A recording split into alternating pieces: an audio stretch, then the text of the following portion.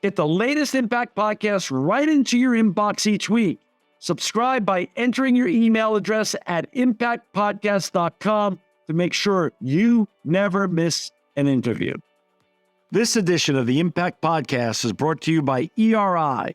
ERI has a mission to protect people, the planet, and your privacy, and is the largest fully integrated IT and electronics asset disposition provider and cybersecurity-focused hardware destruction company in the United States, and maybe even the world. For more information on how ERI can help your business properly dispose of outdated electronic hardware devices, please visit eridirect.com. This episode of the Impact Podcast is brought to you by Closed Loop Partners. Closed Loop Partners is a leading circular economy investor in the United States with an extensive network of Fortune 500 corporate investors, family offices, institutional investors, industry experts, and impact partners. Closed Loop's platform spans the arc of capital from venture capital to private equity, bridging gaps and fostering synergies to scale the circular economy. To find Closed Loop Partners, please go to www.closedlooppartners.com.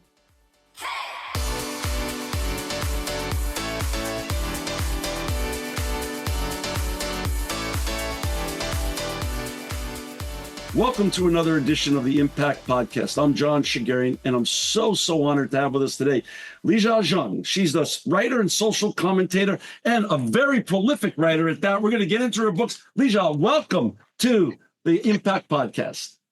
Thank you so much, John, for having me. Yes. Can I continue the introduction? So each Chinese character has a meaning. So my given name, my Zhang is the most common surname in the world. And given my given name, Lijia, Li as in beautiful, Jia refined. Beautiful and refined, obviously, this is my parents' impossible dream.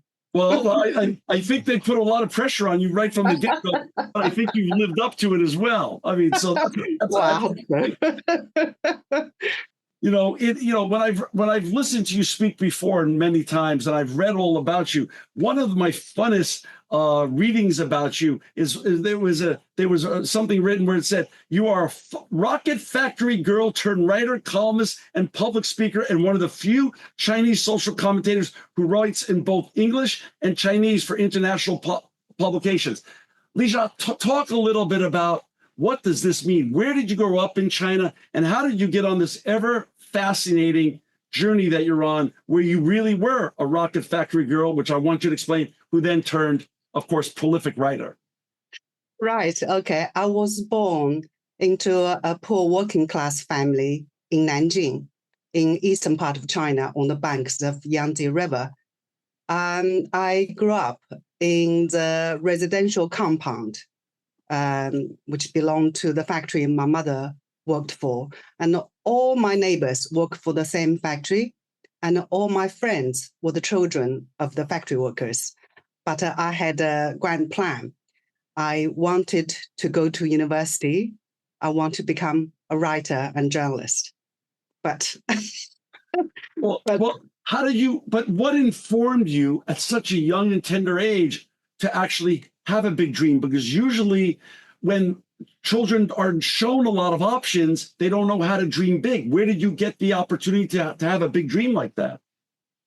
I guess I was a good student.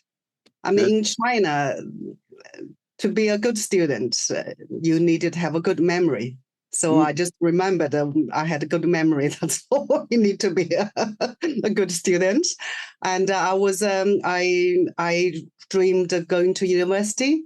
Because China, shortly before that, China resumed the system of, before that, during the Cultural Revolution, and university was stopped. So I was a good student. My teacher encouraged me to pursue dream.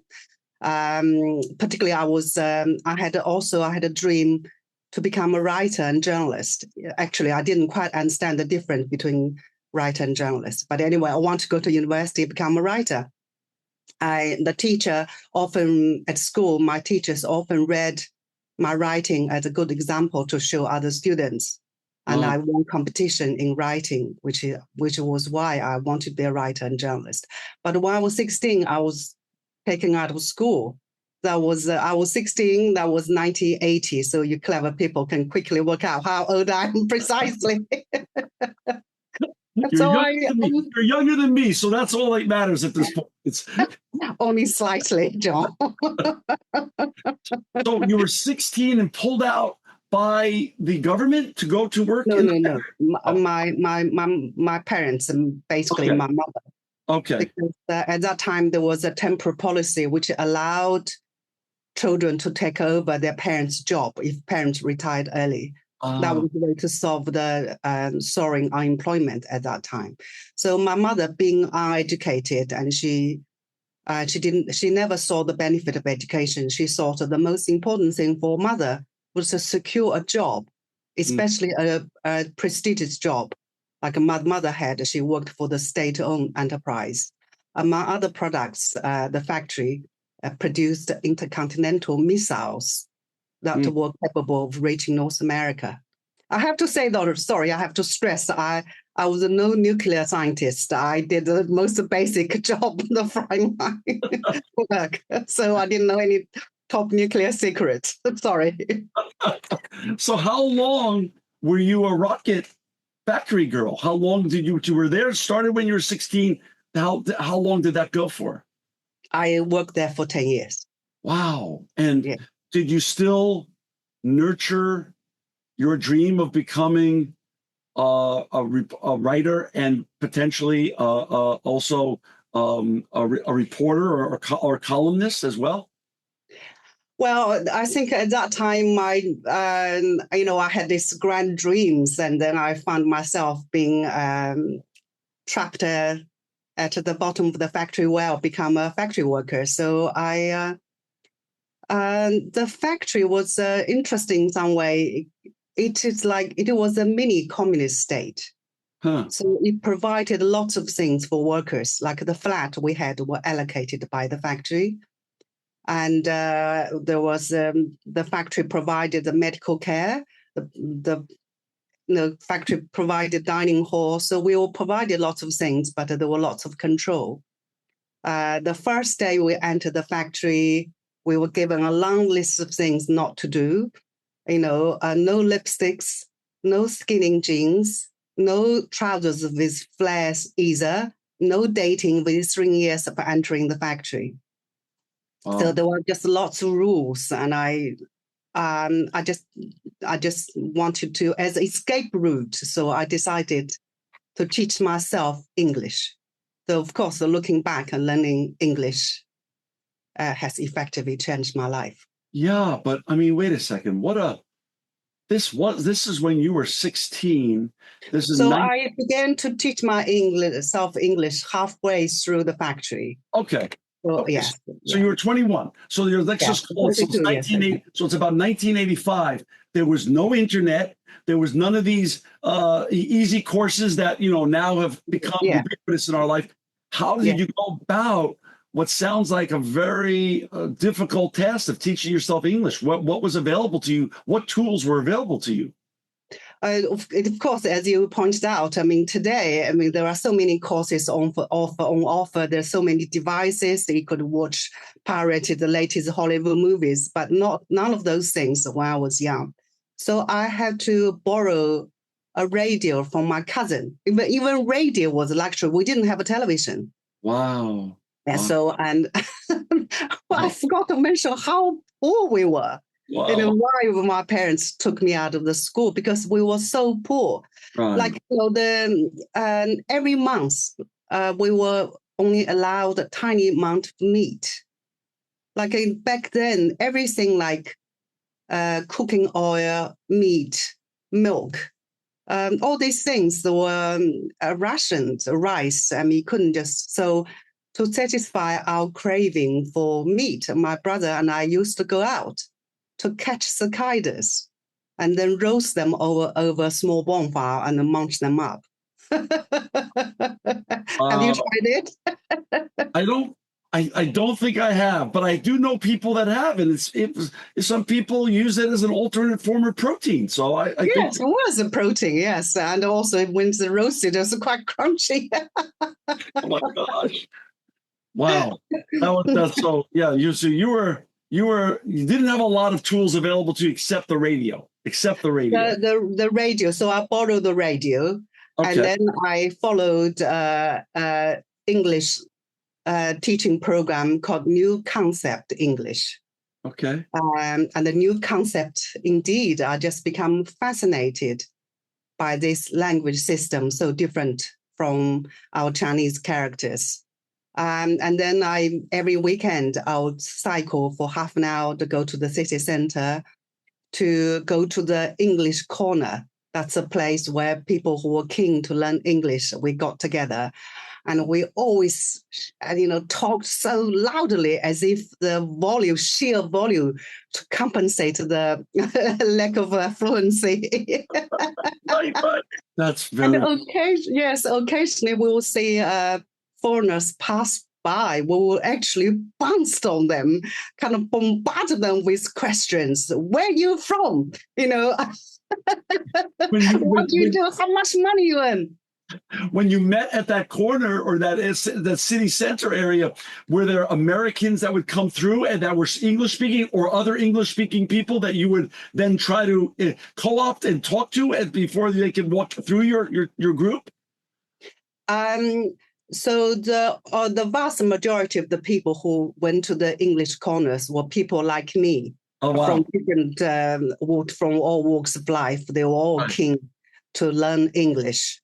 Got it. But there were some foreigners, Americans, Canadians, or from other parts of the world. They taught English or worked in Nanjing.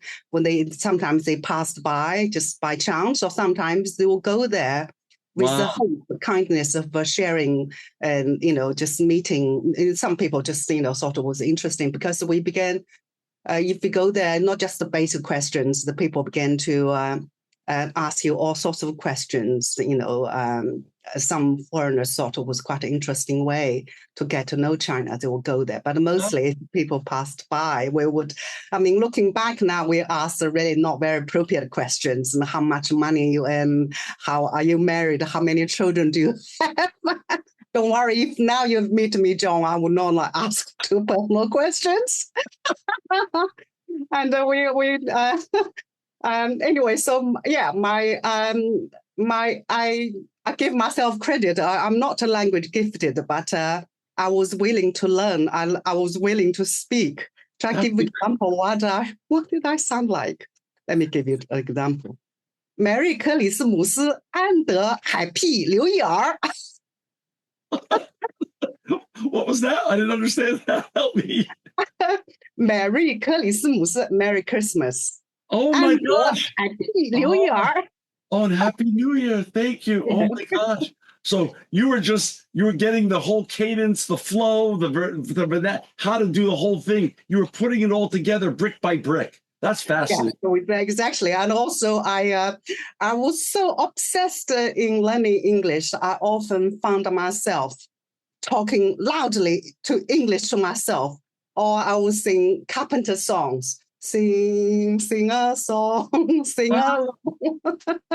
You would just take modern songs and sing them. You teach yourself to sing them. Yes. So you, John, you probably think Carpenters was a bit naff, but for us, the Carpenters represented the high culture from the West, because the Carpenters was one of the first Western albums that went on sale in China.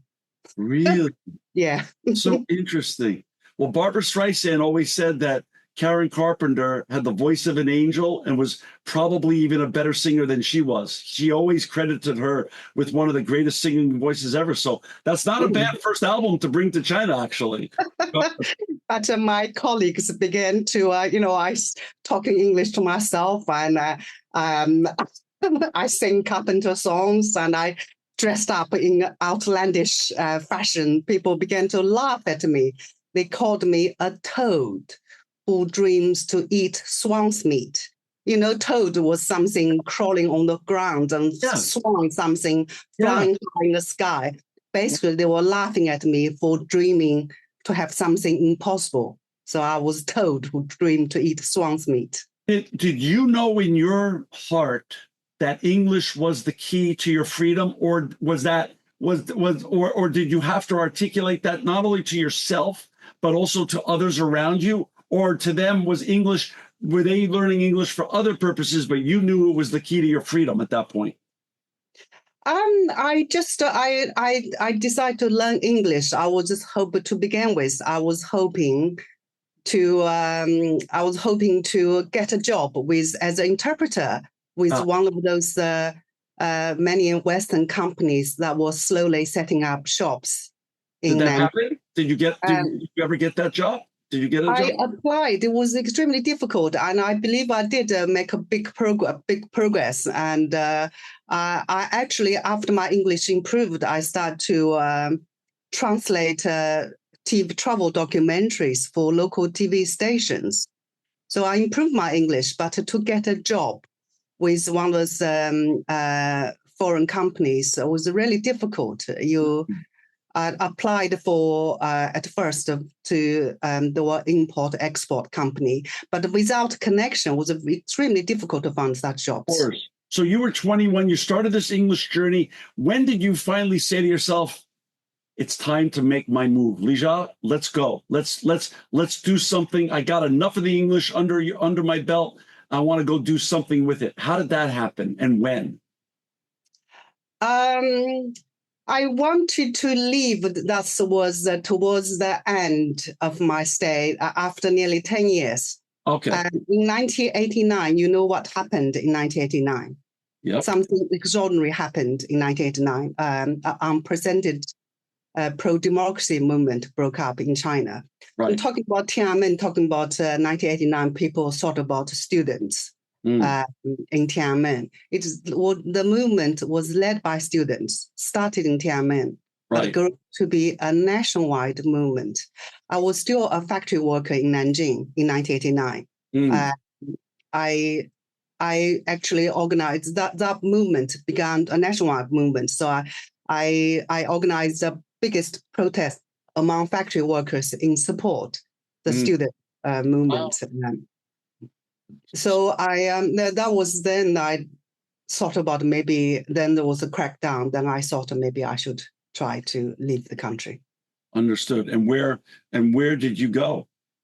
So I went to. At first, I was hoping to go to America. One of my best friends. The book was dedicated to my friend Zhou Fang, who was the book of talking about my memoir. Socialism is great. So the book was dedicated to my friend Zhou Fang, who was my mentor at the factory. Okay. She was 2 years older than me, but was a more worldly, much wiser lady, and she encouraged me to study English. Wow! Is she still with us? She's still alive? She's indeed. I know she come to visit me just over a year ago to celebrate my 60th birthday. Well, so we're still best friends. She still. Where does she live now? Where does she live? She lives in. She's the senior manager with 3M. Wow. Yes. So anyway, so she was hoping to help me, and then I met somebody, Oxford students. So which was why I ended up here in England. And you ended up in England, and now you go to England. And then what was China Remembers your first book that you wrote? Was China Remembers? Well, China Remembers was the first published book.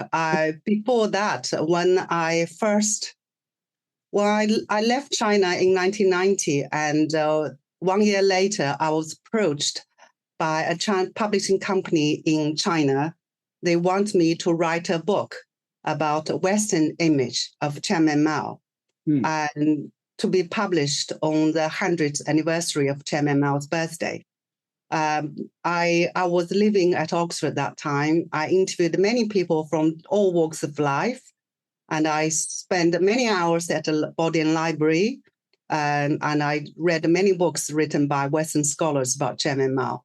I completed the book, but the book, unfortunately, in China, there's a strict censorship system. So my book did not pass the censorship. The editor underlined in the red pen, said this is too negative. So anyway, they said that this is far too negative. So, which is why I decided that I'm going to be a writer and journalist, and I'm going to write in English, because in this way I do not have to endure the censorship. Understood. And when did your career take off as a writer in English? Because obviously you've written, you've lectured around the world. How many books have you written? I've seen 5 or 6 of them. How many books have you written in total? I've written a few more. They have been published. For example, this Western image of Chairman Mao didn't pass the censorship. In fact, I couldn't even find the manuscript. And then a few years ago, I wrote a book about left behind children, referred to the children of migrant workers. You must have heard of the massive rural-urban migration. Yeah. But after the COVID, many migrant workers returned to their hometown. And by then, the speed of the rural-urban migration had slowed down. So now it is no longer a major problem. So anyway, so that I'll just give example that I've written more than have this been published. Anyway, so quite a lot of writers have to suffer that fate. But now you are a young woman still living in England. How long after you got there did you realize my career is going to work? My dream is going to happen. I'm going to be a columnist and a writer. When did that all, materialize in your? Yeah. So after I left China, I left China in 1990. Right. So once arrived here, a childhood dream stirred. I mean, all these years, I wanted to become a writer and journalist. That dream had never died. Right. So I took a correspondence course, and I started writing articles for my local newspaper in Nanjing. And then my purpose of not leaving China, I just want to see the world. And after a few years, I returned to China with my ex-husband. And as I mentioned, I want to be a writer and journalist. So I didn't quite understand the difference between the writer and journalist. I just had this vague idea just to write. So I first become a fixer. Fixer are the people who help. I mean, when you travel abroad, Zhang, you use fixers, right? I gotcha. Yes. And they're the unsung heroes in the journalist world, aren't they? That's right. Oh, wow. So anyway, I worked as a fixer. At first, I met quite a few journalists, and I used to tell them, look, for example, there was a rural-urban migration just started. I think, why don't you do a piece about migration? And during the Chinese New Year time, just millions of people will just get on the train. And anyway, so one of my friends took my suggestion, took with me. I interpreted for her. And so her company was ABC, Australian Broadcasting Company, didn't agree to pay. She had a signed official interpreter. His written English was excellent, but he couldn't speak English properly. So my friend Ali Moore, this Australian journalist friend, she would take me and using me as an interpreter. So wow, I love it. So I started the career as a fixer, interpreter, local fixer. Yeah. So, and take me through this, because I'm always fascinated, because and we're going to talk about this later on, about the whole phenomenon of tiger moms. But what did your mom and dad think? You grew up in Nanjing, and now you're in London, and you're in the UK. Was this were they extraordinarily proud? Were they scared? And was this all new to them? Their daughter leaving not only their city, but their country and living somewhere in a strange but promised land? Both my parents have passed away. My mother passed away 6 months before COVID. And my father passed away 13 years ago. Of course, as children, I always wanted my parents to be proud of me. Sure. I'll tell you a joke. It was not a joke, it's real.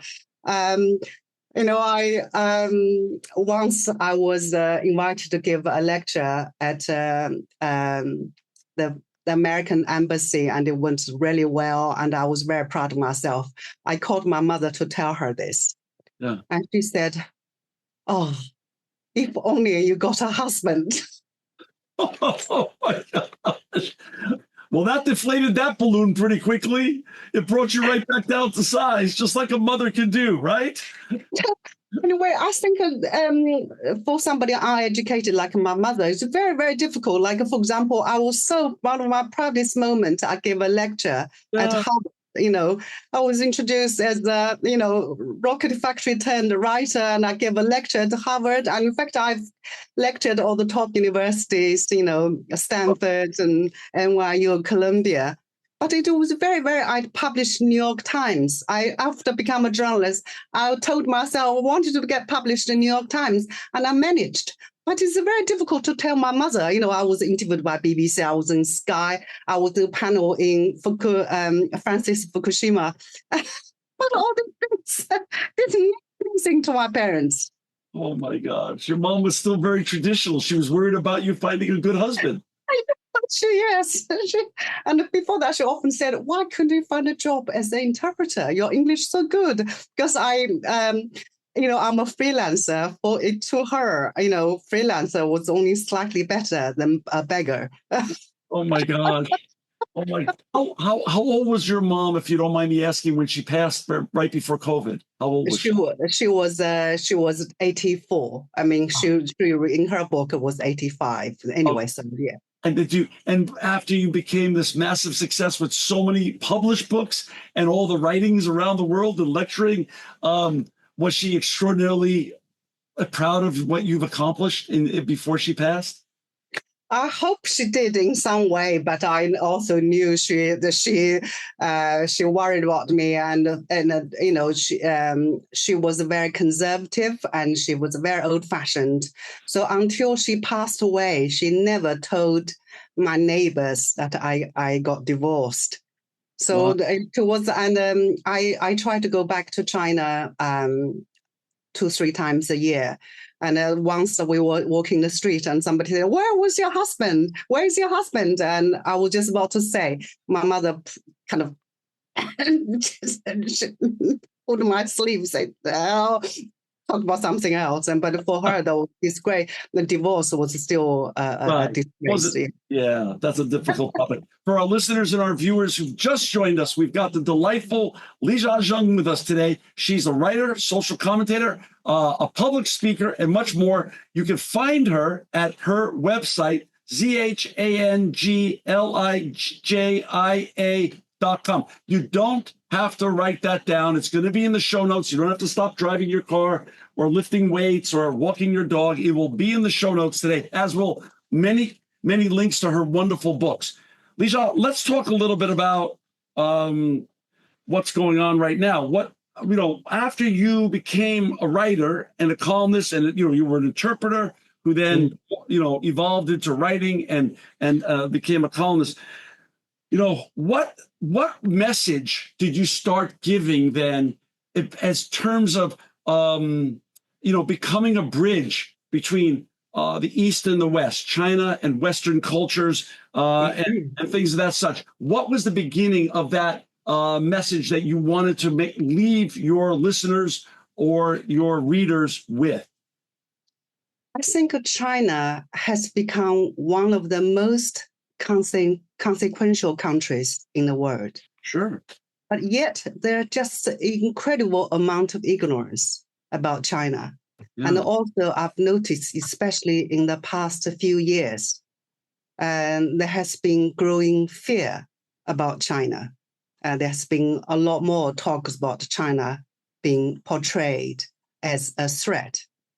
I understand why there's such a fear.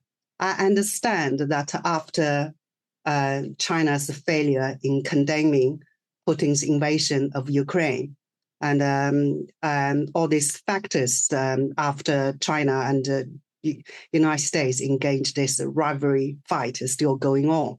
And I just said, yeah, so China suffered some, PR setback. Let's put it that way. And I just think there's a growing fear about China. And as I said, I can understand why there's such a fear. And of course, there's China, apart from PR, poor PR, China also has a poor human rights record. There's the issue about Hong Kong, Jimmy Lai being given such a long sentence, which I think was totally wrong. It's the issue with Taiwan. China, Xi Jinping keeps threatening to take back Taiwan, which we'll talk about that if you're willing. Yeah. And so China has a poor human rights record. So China, there's low media freedom, even though people do find a way to get around the government Wi-Fi, the firewall. But I personally believe that some of the fear about China is generated by ignorance. Right. What I'm trying to do is to help people to understand where China is coming from, what's happening now. I think if you have a bit more better understanding of China, there will be more fear. Perhaps there'll be more empathy. I so agree with you, but I want to ask you this. You shocked me a little bit with what you said. It's not that what you said shocked me, and I totally understand it, but I want to go back historically. I grew up in Queens, New York City, and very diverse area. Little Neck, Queens was a very diverse area where I grew up, and our schools were diverse. And I ended up I went to high school in Manhattan and college in Manhattan, and what I always got, what the feeling I always got among my young peers was that China, by the media in the United States, even as a child growing up, was always made out to be this boogeyman, of the United States. And when you look at the numbers today, and my numbers might be off a point or two, but tell me what this means to you. Only about 42% of Americans, have passports. Out of that 42%, 35% have been to Canada, either Canada, Mexico, or Europe, or some combination thereof. There's only about 7% or so of American citizens that have ever been to the East, China, Japan, anywhere in the East, because they took the China boogeyman trope, incorrect trope, and they literally painted a brush with the whole East. So how can we expect the West to love and understand and fall in love with the country? I was inspired by an NYU professor, a very well-known Chinese NYU professor, back when I was a young man. And I was so excited to go. And I first started going to Hong Kong, Shenzhen, when I was 29. But none of the people that were my age were going there ever. It wasn't part of, American society. Now things are changing. Not my children's generation, my children are in their 30s. They are all excited to go explore Shanghai, Hong Kong, Tokyo. That whole part of the world is now, become table stakes for their generation. But for our generation, you and I are the same generation, it was a very different feeling.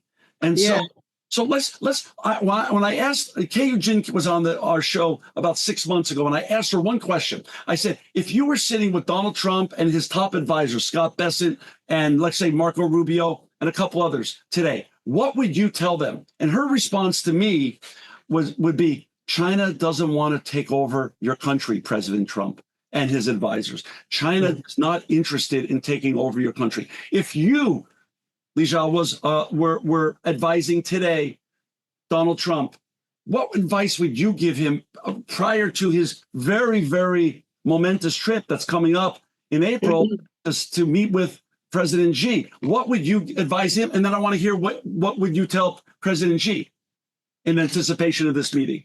And I just hope that the American children will learn more about China. Me too. I'm so excited that my children are so excited about China. But this is a first. I didn't ever feel that excitement from my generation, ever.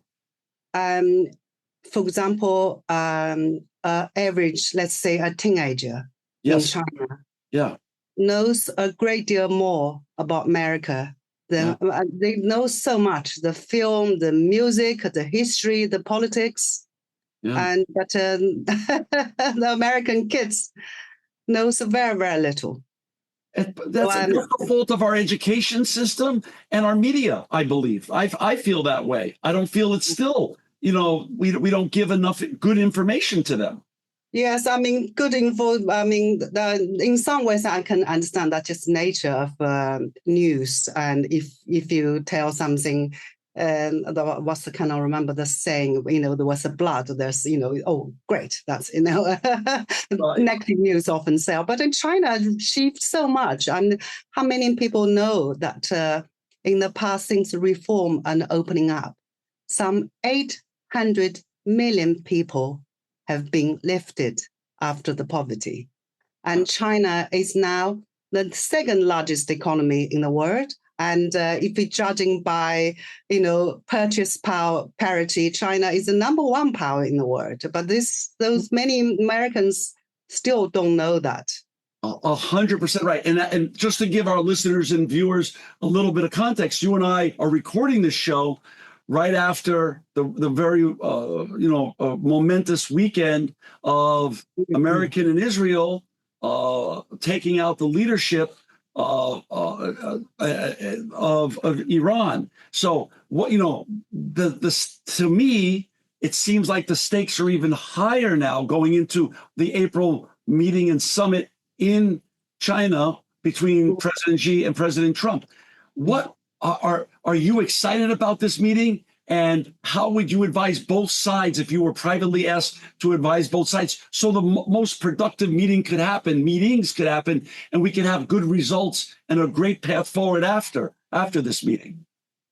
Yeah, and I think where there's still China sometimes say, if threatened, if America continue to sell weapons to Taiwan, China may not allow Trump to visit. I think China is in a good place. Lots of Chinese people feel that between the rivalry between China and United States, China has the upper hand. Many people truly believe so. And do you know Trump? What's his Chinese name in China? Tell me. Many people call him Chuan Jianguo. Chuan, that's his surname, but it vaguely sounds like a Trump. Chuan Jianguo. Jianguo means building China. People are saying Trump is making China great.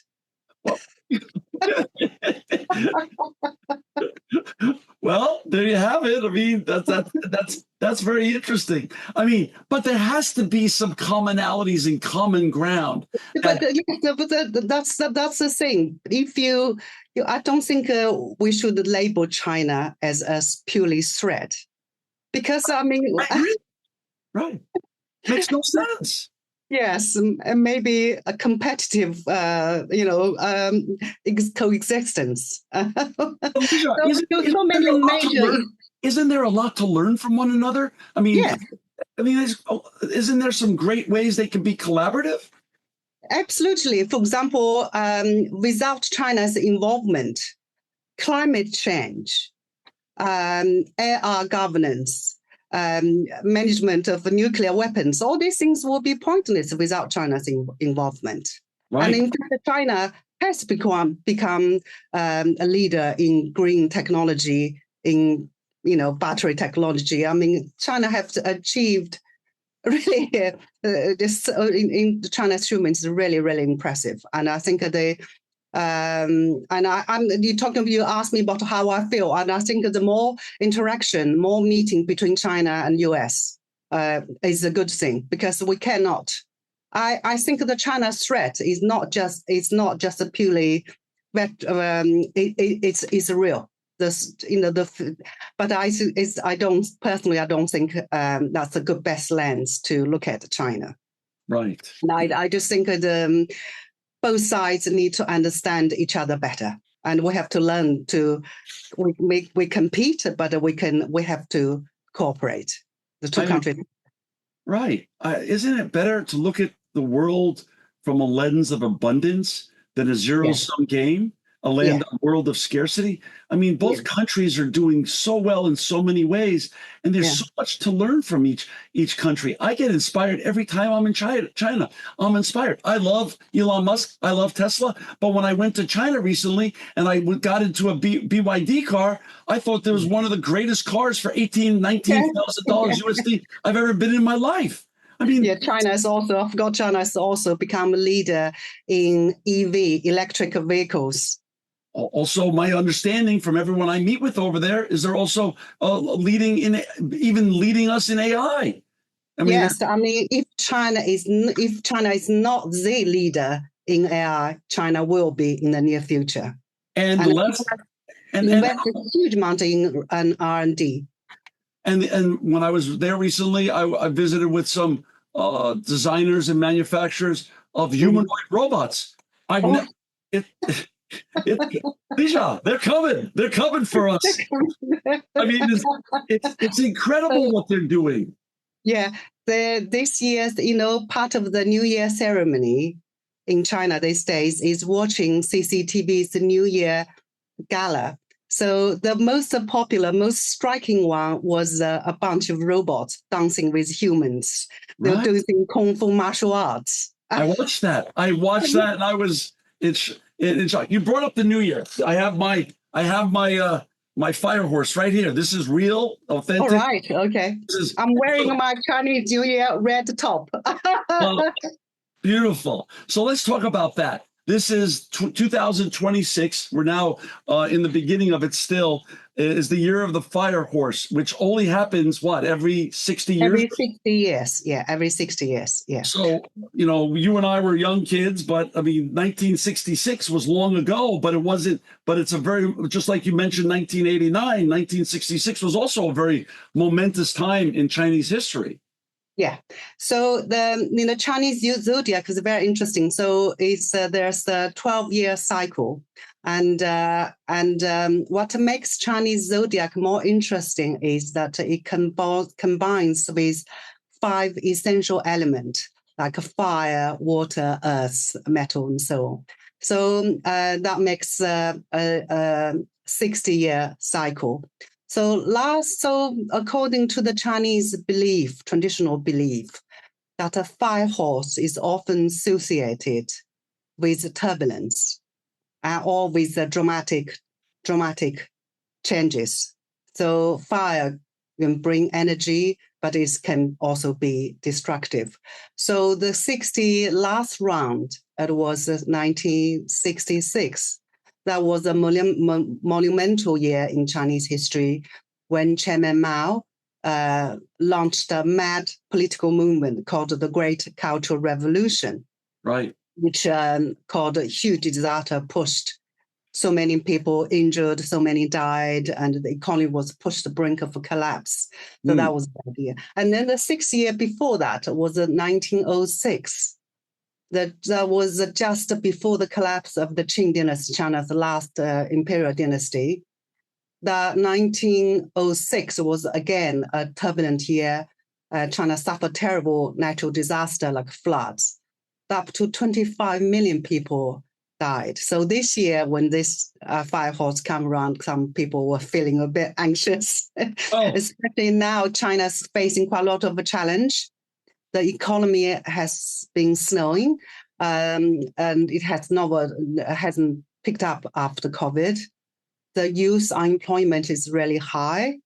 The property market is probably going to burst. And China's youth unemployment is really high, and the birth rate is really low.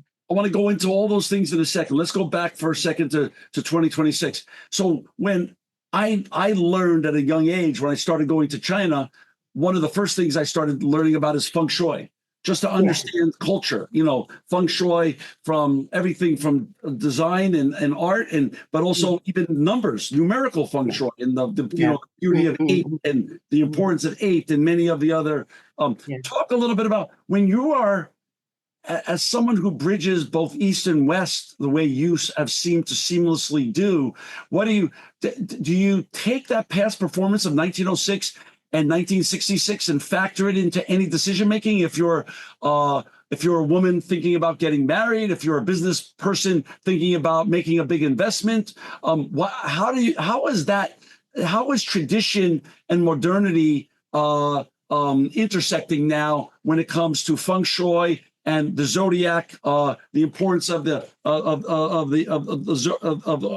potentially an auspicious or a non-auspicious zodiac? Oh, I guess people, I believe one thing which is a bit funny. It's called 不可不信,不可全信. So quite a lot of people take this attitude. Don't believe it totally. Okay. Don't trust it completely. Don't not disbelieve it completely or something like that. Okay. You cannot not believe it, but you cannot believe it totally. Do some people plan to have children on special zodiac years? Like, I believe if my homework was correct, you are a dragon lady. Yes, right? Of course, no less. I'm a dragon. Yes, that's a very good zodiac, right? That's an auspicious zodiac for you, right? Because yes, a dragon can be very powerful, but it can be also destructive. I hope I'm powerful to some. I think you've got the powerful. I don't think you're destructive. I think you're the powerful sometimes. I can breathe fire when I'm angry. Every time I go to China, and I've been from Dalian to Guangzhou and Shenzhen, and all the time, just make repeated visits on business and to understand my partners and to understand my clients over there. I love just seeing what's happening socially, and there's a whole new generation of young people that are thriving, and they are not only thriving, it goes way beyond what you described earlier of having to eat the toasted circadians. They have this more disposable income than ever before, and they're enjoying all the wonderful trappings of education and success and things like that. But as you pointed out a little while ago, there's also what comes with that kind of fast and massive growth comes some also thought-provoking trends or things that are also concerning for when you want to build a balanced economy, such as for example, the rat generation or the laying down generation. Isn't that part of it? Yes, Tang Ping. This is a character called Ge Yu, a famous actor. He played a role. He just gave up trying anything, just lying down, called Tang Ping, lying flat. Yeah. That's because the young people, they are having quite a hard time now. When the reform opening up started, there was quite a big of a leap in social mobility. But now the social mobility has been stagnated. And lots of, as I mentioned briefly, that the youth unemployment is very high, some as high as 25%. So sometimes they have to, university graduates have to be forced to take up lowly paid jobs like delivery men and things like that. So there was no point to trying. So there's some people just give up and lying flat. And associated with that is a new phenomenon called rat people. So the people, some of them even show off their lifestyle on social media. They rent very cheaply basement or something like that. They slept during the day. At night they play computer games and give up trying because the life is so hard. And some of them have gone back home, kind of living off their parents, called 啃老.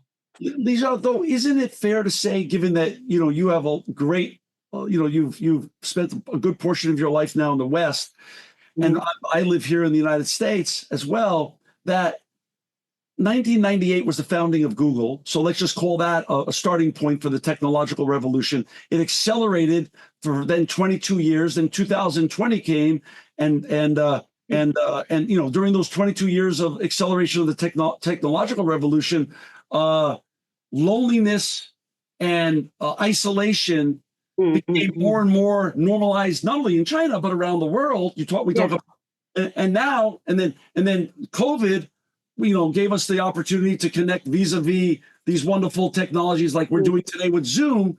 More isolation even happened. So we come out of COVID, and isolation and loneliness seems to be an epidemic, not only relegated to youth in China, but really now we see it even here in the West. It's real, and there's a whole generation of very lonely people that don't have the people skills that you were forced to hone and develop as a young lady, that I was forced as a young man, because we didn't have technology. Everything was done in person, nose to nose, and it was ubiquitous to do everything face to face. So isn't that really, even though it's called rat there, they gave it a name, or laying down or lying down, can't we say that's actually something that's even part of the Western problems that are rising as well?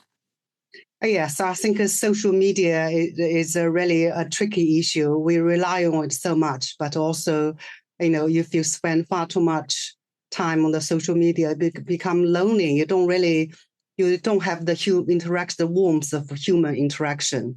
Yeah. So that's not. China has indeed another. I've asked to write a short story recently. A friend read it and said, "Wow, the lifestyle of the today's young people very similar." Yeah, it's actually. Another thing I mentioned briefly the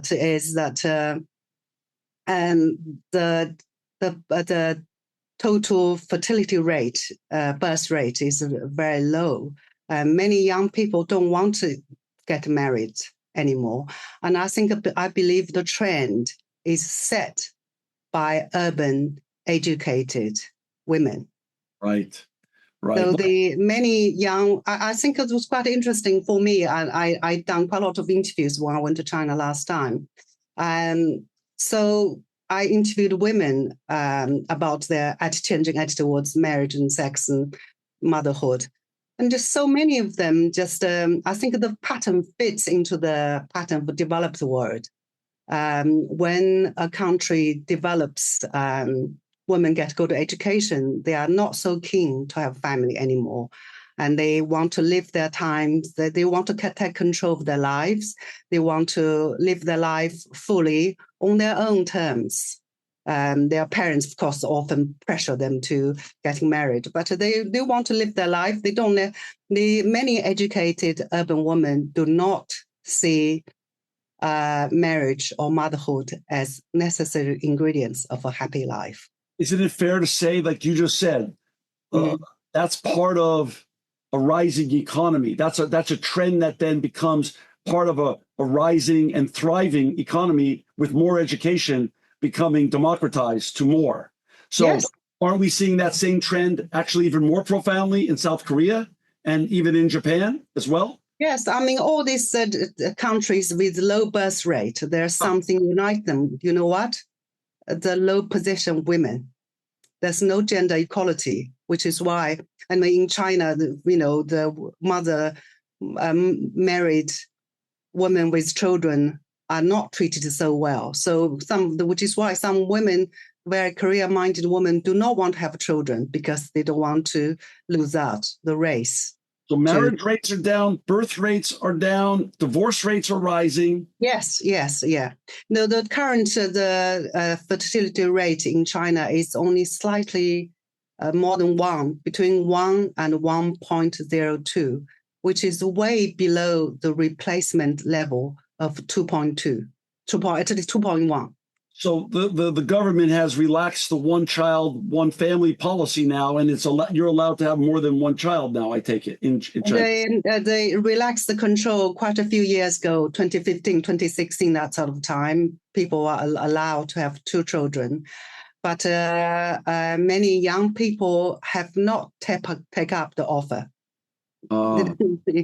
Right. But in some places, even I encourage people to have three. I love this. I love this line. What this was I'm quoting you, but I thought this summed it up really best. You said the economy is the best contraception. Yes, I said that in one interview. I cannot remember when. I love it. I love that. But no, wait a second. I talk to my friends over in China all the time. We email, we text, we talk all the time. Besides visiting them, and I have business colleagues there, and they told me one of the big trends, and I want you to tell me if this is real or not, is that professional older women are now dating younger men in China. That trend it exists everywhere, but yes, there are plenty of women dating young women. They call them 小鲜肉, little fresh meat.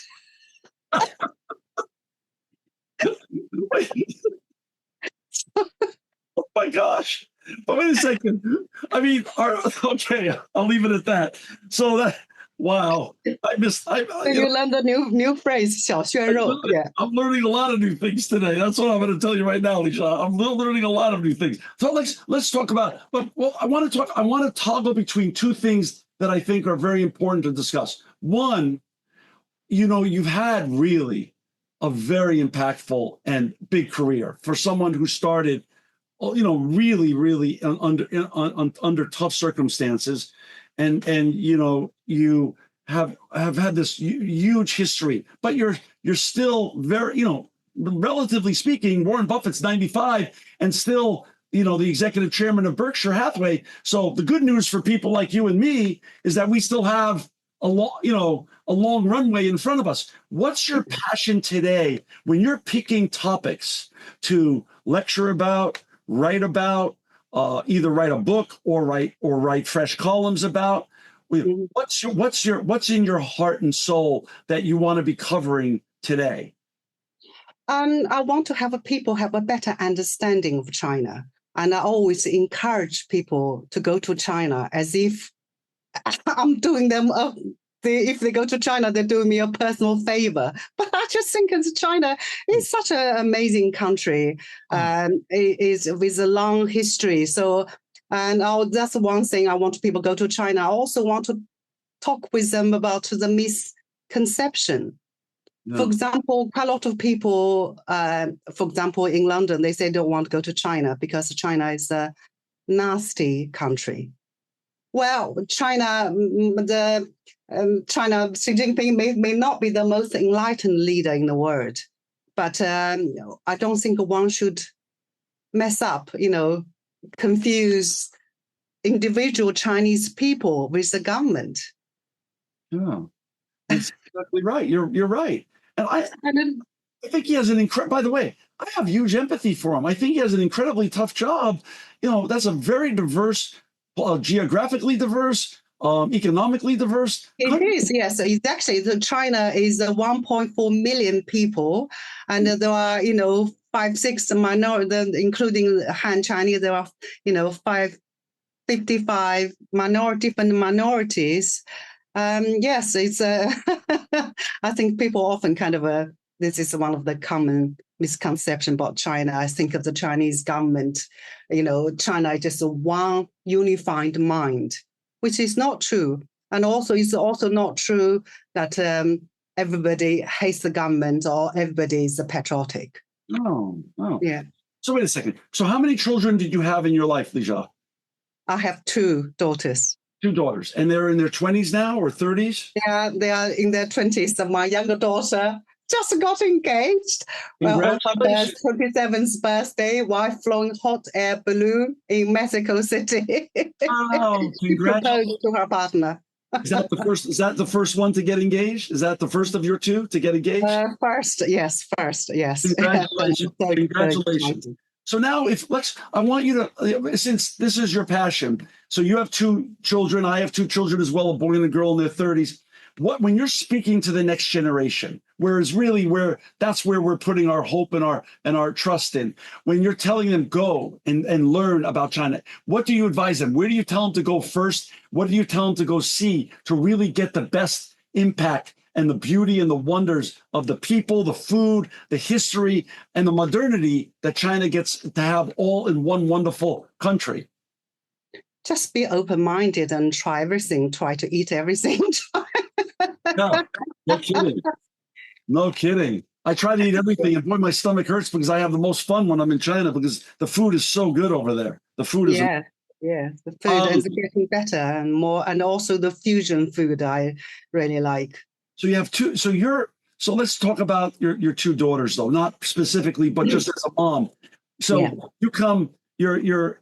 When I read your history, the deep version of your history, your grandmother was a courtesan turned concubine, if I have that right. Was that on your mother's side? Your mom's mom? Yes, that was my mother's side, yes. Then your mom was, of course, as you said, a state factory worker in the rocket factory. You became a rocket factory girl who then turned writer and columnist and public speaker. So where are we now today with with woman's rise economically, educationally? And I first want to know one thing. Was the Tiger Mom thing real, or is that more of a legend? Was your mom a Tiger Mom? Were you a Tiger Mom? Where's this whole Tiger Mom thing? Is this reality, or is this more of a fictional urban legend? Right. I'm going to start from the beginning, tell you a little bit about the women in my family, my maternal side. My grandmother was a very special person. She was the one who brought me up. Wow. Shortly before she passed away, I learned a shocking secret in our family. Shortly before she passed away, my mother told me that my grandmother was a courtesan in her youth. She explained that when my grandmother was young, about 7, 8 years old, she lost her parents to her in a famine. So she was then adopted by her aunt's family, who treated her like a slave. And then the aunt's husband sold her to a brothel. In those days, before the Chinese Communist Party took power, women were treated like a common commodity. So anyway, so she worked there for 10 years. And during that time, she met my grandfather, who was a John. You don't associate your grandmother with a prostitute or your grandpa with a John. So, but anyway, that was what happened. But my grandmother then became his concubine. And then in 1949, the Chinese Communist Party took power. Men were ordered to keep one wife. So my grandpa decided to stay with his concubine and set his tough wife. So probably for that reason alone, my grandmother loved Chairman Mao. Wow. So when you think back on your grandmother who raised you, what was some of the advice that she gave you that you've taken into your life and you still think about her and think about the advice she gave you that has served you really well? My grandmother was a Buddhist, and she always told us to be kind to other people and be extra kind to people worse off than you are. So I always remembered her teaching. She was an amazing woman. And my mother, she was she was 12 years old when the Chinese Communist Party took over power. And she really appreciated that because the China at that time presented a hope. And she then got a job working for a state-owned enterprise, and she was really happy. Just comparing, the China before the 1949, China suffered terribly, and it was very turbulent years in the Chinese history. So she did. My mother worked all her life. Basically did the same kind of job, and her job was to pickling metal parts. You sank the metal machine parts in a tank full of chemicals and to treat that metal. And there was very much a man's job, but during Chairman Mao's time, Chairman Mao had to say, women can hold up half the sky. And his way to treat gender equality was to deny the physical difference between men and women. At that time, the model women was the Da Zhai was an agriculture model. So the women from Da Zhai, they dressed like men, they behaved like men, they could carry as much as a night saw as men. So those so those are the image of the Chinese model women. How many siblings did your mom have? My mother she was the only child. How many siblings did you have? You said you were number 2. How many were in your family? I had an elder sister who was much more beautiful than me. And I had a younger brother. So you see, my sister got everybody's affection because she was the first child. And then I had a brother who was extremely favored by everybody. So I didn't get much attention. So talk a little bit about that. Are your siblings still alive? Are they still here with us? Yes, my sister, she just retired. She worked for government. Okay. For her job was she worked for her government. So she. Your brother? Always being very patriotic, and told me do not say anything slightly negative about China. I said, of course. And your brother? Where's your brother? What did he do? My brother, he works as a debts collector at a bank. This was a job my sister found for him. In China? In Nanjing. My sister and brother and their family all live in Nanjing. And my brother, he's a Buddhist. He's not interested in anything else but Buddhism. Anyway, so he didn't want a demanding job. Yeah. So my family, women are much stronger than men. Wow. And are the 3 of you still close? Do you stay in close touch at least? My brother lives the world of his own. Okay. He does not even talk to his wife properly, let alone us.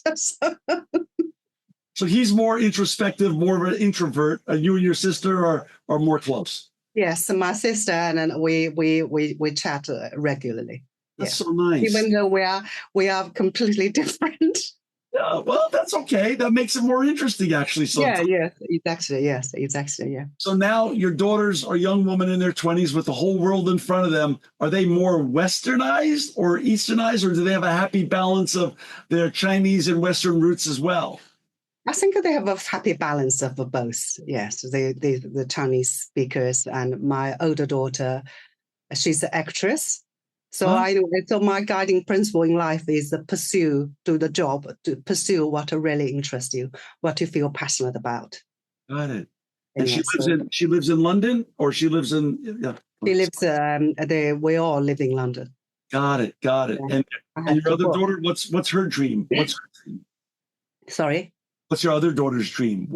My other daughter, she studied human geography. She's been working as a social researcher.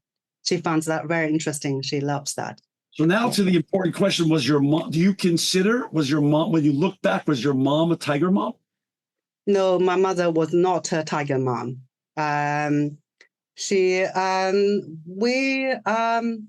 We were looked after by my grandmother. And I think that she felt a little bit jealous, but she was not a tiger mother. And sometimes I wish I were more tiger mother. You're not. No, I'm not. For example, my daughter was an older daughter. She was interested. She loved singing, dancing. She could sing before she could walk properly. So you weren't a tiger. So what do they call? My friends in China tell me for the mothers that aren't tiger moms, they're now called panda moms. Are you a panda mom? I'm not a panda mom. My children call me Lao Ma, which is the term of endearment. It means old mother. Oh, that's sweet. I don't want it. I'm not old yet. Oh, no, no. Yeah. Well, my kids call me old too. Don't worry about it. We're both in the same. They love doing that. That's their way of showing love to us by needling us. I think that's a little bit of show. Talk a little bit about what's in the future for you now. What are you most excited about? You've done so much, but there's so much yet to do, and it's such an exciting time. We have more information than ever before at our fingertips. Are you working on a book? Are you working on a column? Are you working on something? What are you working on right now that gets you out of bed in the morning? Oh, I'm every day I looking forward to sitting in front of my computer and start writing, really. So I just finished a bigger project, a historical novel inspired by China's first feminist. Her name is Jing. I think she's one of the most colorful character in contemporary China. We're talking about the end of the Qing dynasty. She was beheaded in 1907. I knew what happened in 1906 because I did some research. When I was writing this book. Sure. And she was beheaded in 1907, beheaded for organizing a military uprising. At that time, women were supposed to stay at home, but she had a public role. She ran a school to train insurgents. So she was China's first feminist and China's famous revolutionary. But she was also somebody who got a big ego, and she believed she was sent by some divine force to save China. She sometimes children was referred to as China's Joan of Arc. Wow. And you're writing. Is your historical perspective going to be, paper, or is it going to be in a book? Is that going to be published as a book or a paper? Anyway, so I just found an agent in December when I passed through New York before on my way to South America. So, so anyway, that's my agent is reading the book right now, and meanwhile, while I was traveling in Argentina, I was introduced to a friend, and he, among other things, he's an independent publisher specialized in publishing books in Argentina, some about China. And he thinks China is, like me, China is most consequential country, but people don't know enough about China. So that's what he does. He read some of my travel blogs and loved them. He said, could you please turn your travel blogs into a book? Well, I agreed, but I cannot just simply transport my travel blogs, so I have to write properly. So that's what I'm doing now. It's a little bit of self-indulgent, but I'm loving it. So talk about the duality of life. It sounds like you love writing. You love writing. It's like that's your peace and that's your happiness. But it seems also, some writers I know are very introverted. You're very social. You're very people oriented. So you love the writing, but you also love traveling and meeting new people and building a social network around the world. Yes. Can I tell you a small story? Of course. When my children were young, I always tell them talking to strangers. You told them to talk to strangers? Yeah. So when my memoir came out, a young journalist from a local newspaper, local magazine called Beijing Kids, come to interview me. And she's really, that's among so many people written about the profile story about me, but that remains one of the best. So she interviewed me, and then my children come back home. She began to interview my children. She said, so your mother is Chinese, your father is British. Do you feel the way you were treated do they treat you, educate you differently? May, my older daughter, said, my mother always told us to talk to strangers. My father said, never, ever talk to strangers. We don't know what to do. Should we talk to strangers or not? Oh my gosh. That is the funniest story. I said, talk to strangers different from getting into a car for strange men. Right. I just think you always use your common sense, but talk to people, your word will become big. That's so sweet. That's so funny, though, because you're right. Parents usually say, don't talk to strangers. You were giving your children the opposite advice, but you were giving them great a great push to become sociable and personable. So I love that. That's wonderful. Yeah, so each person reach your life in one way or another. True. Hey, we talked about some of the other trends in China.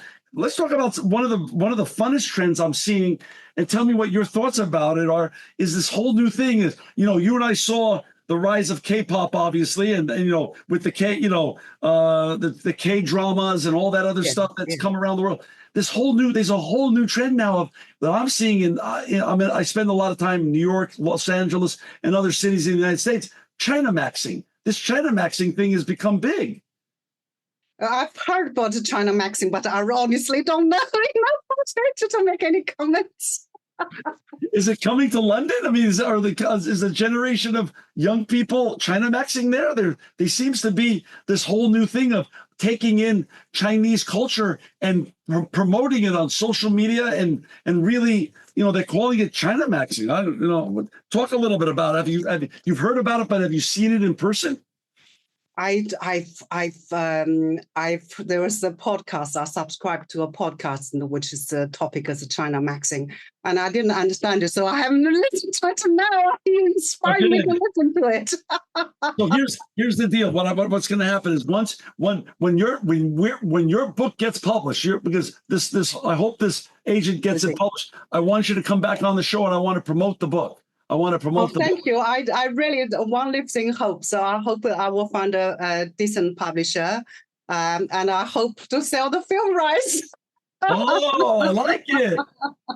And then if you sell the film rights, you're going to get your daughter a part in the film, I assume. Yes. So listen, we've talked about a lot of topics today. What haven't we talked about that you want our listeners and viewers to come away with from this show, from a life of bridging the information gap between the East and the West? What didn't we talk about that you'd love our listeners and viewers to leave them with a few thoughts of yours? China is not a threat, and go to visit China. You'll be grateful, and I'm happy to give you some advice. The one thing that put people off is, for example, for American to go to China.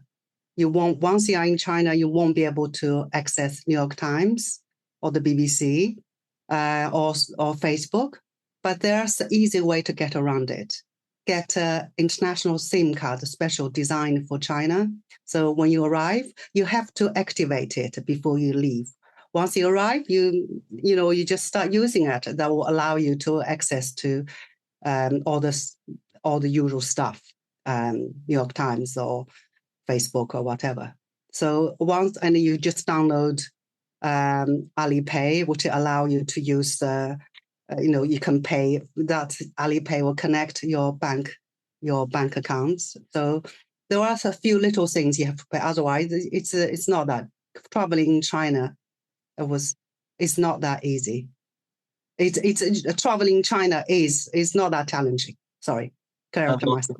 I so agree. I'll tell you what, I think it's one of the greatest countries on this planet, and the people, I've always had the warmest greetings and hosting by everyone I've ever met in China. The food, the culture, the history, but also the modernity.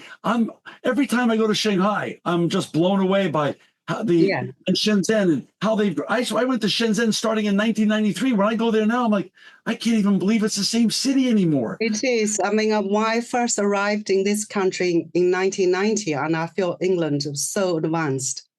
Yeah. But I just went to China a few months ago, and in big cities like Nanjing, Shanghai, when you buy the train tickets, months beforehand which platform you are going. And it's just so old. And the train, which is so fast, so reliable. But anyway, so in London, for example, there's a few minutes to go. You still don't know which platform you are going. Tell me about it. I grew up in New York City. I grew up in New York City on the public transportation. We were praying this train would show up. And also the New York, got a character, but it still looks so old. China train runs like a dream. True. And somehow, the cities have figured out the leadership how to blend the modern architecture and leave the historical monuments and architecture. So it's a beautiful blend of new and old. Yeah, I think China benefit a great deal from infrastructure. That it's probably partly thanks to the influence of Soviet Union. China always paid lots of attention to infrastructure. That really greatly improved the productivity of China.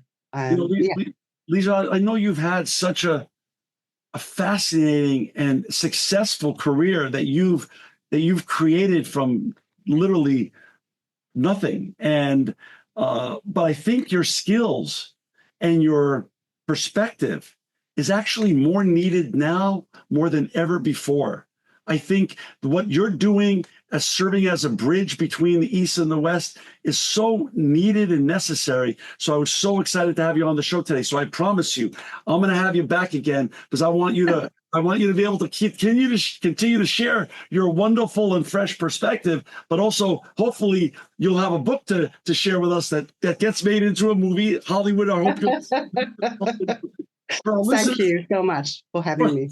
Of course, for our listeners and viewers, we're going to give Lijia's website. It will be in the show notes. We're going to give also links to some of her greatest hits here. She has so many wonderful books that we can all learn from. And Lijia, just thank you for your time today. Thank you for serving as the important bridge and voice of the East and the West and bringing us more together to make hopefully a better future. And thank you overall for just making the world a better place. Oh, you're so kind. Thank you so much. Thank you for making my day, John. This edition of the Impact Podcast is brought to you by Engage. Engage is a digital booking platform revolutionizing the talent booking industry. With thousands of athletes, celebrities, entrepreneurs, and business leaders, Engage is the go-to spot for booking talent, for speeches, custom experiences, live streams, and much more. For more information on Engage or to book talent today, visit letsengage.com. This edition of the Impact Podcast is brought to you by ERI. ERI has a mission to protect people, the planet, and your privacy, and is the largest fully integrated IT and electronics asset disposition provider and cybersecurity-focused hardware destruction company in the United States, and maybe even the world. For more information on how ERI can help your business properly dispose of outdated electronic hardware devices, please visit eridirect.com.